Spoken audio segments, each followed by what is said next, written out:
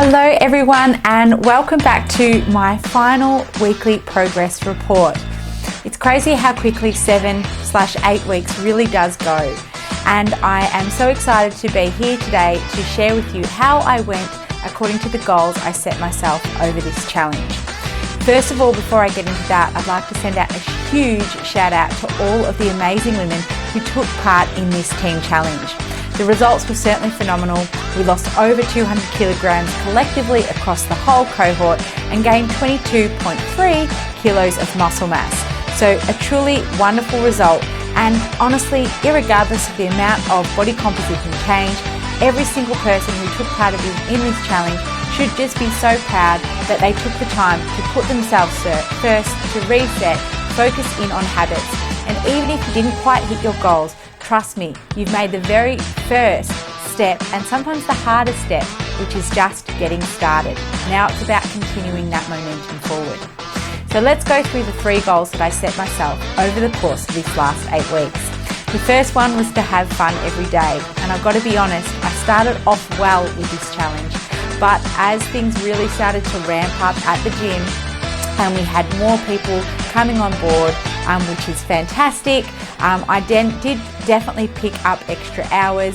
I was running short of time.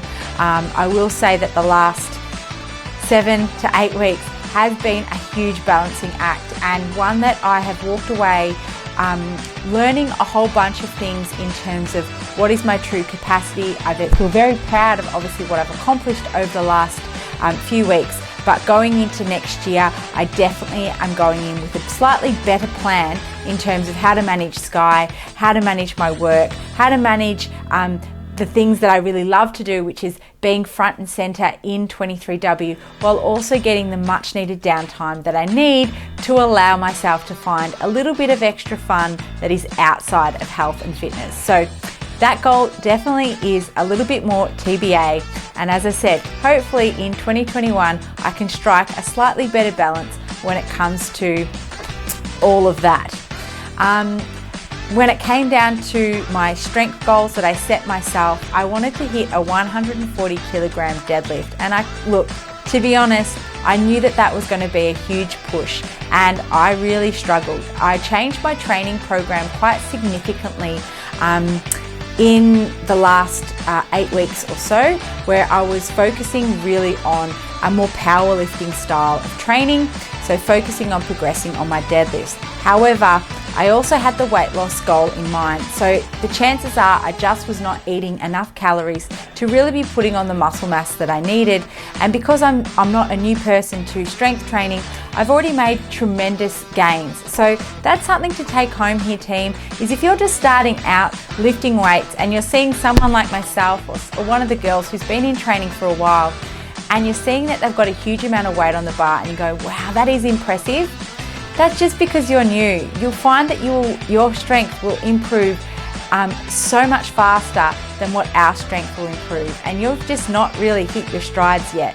However, when you get to a certain point, you will find that your strength gains will definitely start to plateau, and you have to work a lot harder or change and manipulate your nutrition and training to really push the envelope. So unfortunately, I didn't quite hit my 140 kilograms on my deadlift, but I did hit 2 for 120, which is still an improvement.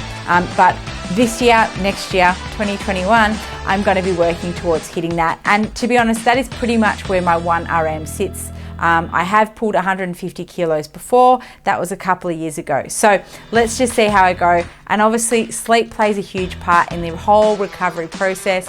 And I've got to admit, that's something that has also been lacking. So in general, just to sum that up, probably when sleep aligns a little bit better and I've got a bit more time to really plan out my nutrition, making sure that I'm really hitting my calories, hitting the protein, really planning out my meals, I'll probably find that my results when it comes to performance will probably be a little bit better, but that's okay. I did hit my other performance goal, which was 3 reps for 60 kilos on my bench press, and I was certainly very, very proud about that. And then my last goal was a body composition goal. I had the goal to lose 2% of my body weight, which I did. So I ended up only dropping a very small margin on the scales, but that obviously makes quite a considerable difference depending on how much you actually weigh to start off with. So I ended up losing 2.1 of my body fat percentage, and I'm really happy with that. I can definitely see the visible changes in my body, and again, I'm not going to be sitting here saying that I did everything right. I certainly know that there were areas of this challenge that I could have worked a little bit harder, been more committed, in particular in the realm of food prep, in particular around making sure that I was getting in full workouts, getting enough recovery. There was a few things that I definitely know were going against me over the last 7 to 8 weeks, but irregardless of that, I was still able to move forward. So there's another take-home point, guys, is even if you think nothing is going your way, just keep your head down, keep working, and you will be amazed at the progress that you can make by continuing to reflect and refine that whole process. So in thinking about a great way to sum up these weekly challenge reports, I thought it'd be a great idea to talk about what to do when the challenge is over. We're creatures of habit and we thrive off routine. It's what keeps us grounded and it's what keeps us moving forward. We actually love having goals to work towards because it ends up giving us a lot of fulfillment. So what do you do when you've either hit your goals or the challenge has ended and you might not necessarily be as motivated to continue? Well, first of all, understand that the process that you took to get the results is a process that you're going to have to keep up. And that's why at 23W we do not advocate any sort of extreme measures to see weight loss because it's actually just not needed. You don't want to be getting rid of whole food groups or doing something crazy and extreme to get change because you're going to have to kind of push that up to some extent. Yes, there is something that once you get the results, in theory maintenance should be slightly easier, but you do have to be making sure you're exercising some level of restraint or certainly control over making sure you're staying on top to, I guess, meet the minimum dose of whatever it is that's needed to keep you where you're at. So, if you have actually reached your goals, well done, power to you. There is a very good chance, however, that you're left with this little feeling inside like, I haven't done this yet, or what do I do now? It's actually a really scary thought, a scary thing that we are so used to struggling, guys, that when there is no struggle needed, we're sitting there and we start picking apart things that we could be doing better. So take a step back, take a big deep breath in, and actually acknowledge that new body that you're in. Imagine like you're a caterpillar, and that caterpillar goes under this huge evolutionary journey to become a butterfly. Well, now you're a butterfly. It's all about stepping into that new body and the new person that you're becoming, that new identity. And I guarantee, guys, you've probably had to make quite a considerable amount of changes to actually see the results that you've wanted to see. So it is really important that you start to get really introspective, to start thinking about that new identity that you've actually formed, because some of your values may have shifted, whether it's values around how you socialize or how you look after yourself or the foods that you eat. These are really fundamental core beliefs that actually you have changed. So it is really important to acknowledge some of those significant changes so that you don't actually slip back into old habits, because I can guarantee the last thing that you guys want to do is to be gaining back the weight that you've lost. So you've reached your goals, well done. Step into the light, own it, own the person that you've become or becoming, and work on really acknowledging that it's okay to be embracing and celebrating the person that you are, but also making sure that you're keeping up all the hard work that actually took you to get there. The next thing is that maybe you acknowledge that you've made some progress, but there's still a little bit of a way to go. Well, here's what you can do. Christmas is a great time to relax your diet just slightly. And instead of focusing on continued weight loss and not being successful on it, instead just aim for maintenance. If you've lost a considerable amount of weight for you, your goal now is to actually just try and maintain that weight so that it becomes your new set point, your default weight, so to speak, and that you're not going to gain that weight back on. Unfortunately, when we do diet, I think 50% of people actually put the weight back on. Dieting is actually the easy part. Keeping it off in the long term is the hardest part of it all. So maybe your goal over the month of January, when you've got Christmas, maybe some holidays planned, time away from the gym, it might be just to maintain your current body composition. There is nothing wrong with aiming to maintain. And in actual fact, where a lot of women go wrong throughout the year is that they think they spend all year in a diet. They're there dieting, trying to look for the new diet, the latest diet craze, and they're never really successful because they're worn out and they're burnt out by that whole diet merry-go-round. Instead of stopping, taking a break, allow yourself to have the foods that you deserve, the foods that you love to eat, in moderation. Remember, we're adults, there are consequences if we're overeating. But actually just go, my goal here is to maintain. I'm not here trying to lose more weight. My aim is to maintain, to continue to solidify these amazing habits. Then, once you're ready and you've got a good couple of months coming up where you know that you can be focused in on your goals and you've got the headspace to be able to do so, that you're going to be homebound, you can be cooking and you can be going to the gym or whatever it is that you know that's going to help you stay on track, you can then worry about trying to move the needle. So there is nothing wrong with a plateau here, team.